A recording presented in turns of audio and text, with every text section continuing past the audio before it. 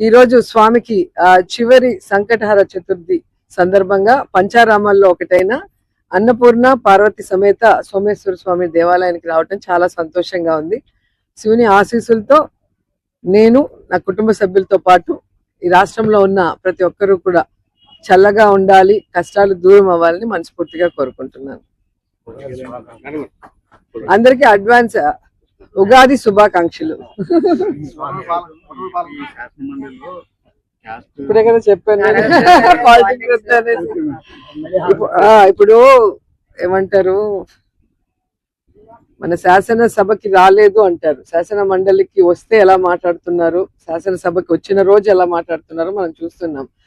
ఎక్కడా కూడా కూటమి ప్రభుత్వం ప్రజా సమస్యల మీద దృష్టి పెట్టడం లేదు. ప్రజలకి వాళ్ళు ఇచ్చిన వాగ్దానాలు నెరవేర్చాలన్న చిత్తశుద్ధి లేదు. ప్లస్ ప్రజలకి వాళ్ళు ఈ రోజు ఏమి చేయకపోగా, రాష్ట్రానికి అభివృద్ధి చేయకపోగా, ఇంకా రాష్ట్రంలో ఉన్న దేవాలయాల్ని ఏ విధంగా దిగజార్చే విధంగా వీళ్ళ పొలిటికల్ లాభం కోసం లడ్డు మీద గాని లేదా టెంపుల్స్ లో ఉండే ప్రసాదాల మీద గాని గుళ్ళో గాని ఏ విధంగా చేస్తున్నారో మనం చూస్తున్నాం. తిరుమల గాని, సింహాచలం గాని, శ్రీశైలం గాని అన్నిటినీ కూడా, అంటే వీళ్ళు హిందువులా అనే అనుమానం ఈ రోజు చంద్రబాబు నాయుడు మీద, పవన్ కళ్యాణ్ మీద ఈ రాష్ట్ర ప్రజలందరికీ కూడా వస్తుంది.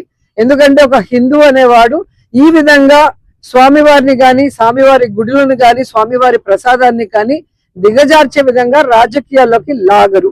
లేని వాటిని ఉన్నట్టుగా ఏ విధంగా లడ్డూలు అది కలిసింది ఇది కలిసింది అని చెప్పి ప్రజల్ని ఈరోజు భయభ్రాంతులు చేయటమే కాకుండా భక్తుల మనోభావాలను దెబ్బతీశారు.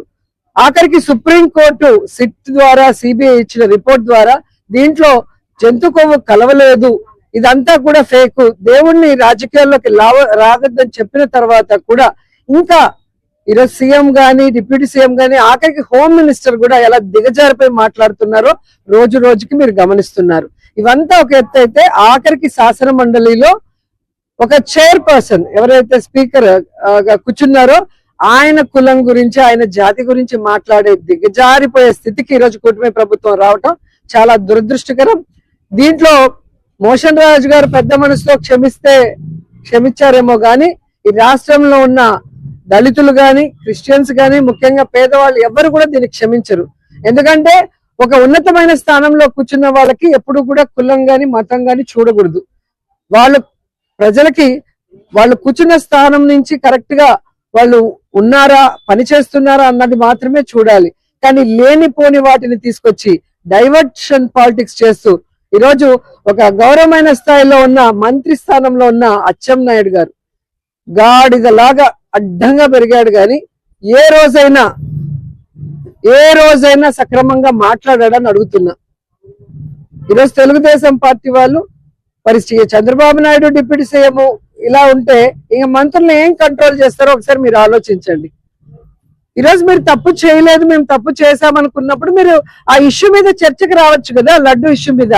దాన్ని డైవర్ట్ చేయడానికి మళ్ళీ ఈరోజు స్పీకర్ గారి క్యాష్ గురించి ఎందుకు తీసుకొచ్చారని నేను అడుగుతున్నాను.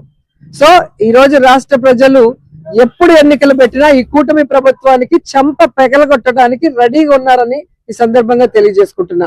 ఇంకనైనా ఈ కులాలు కుంపట్లు పెట్టి ప్రజల్ని విడదీయకండి. అలాగే దేవుళ్ళ ప్రసాదాల మీద విషం జిమ్మి భక్తుల మనోభావాలు దెబ్బతీయకండి. మీరు రాజకీయాల్లో ఉన్నారు, ప్రజలకి చేయగలిగితే మంచి చేయండి, లేదా రాజీనామా చేసి ఇంట్లో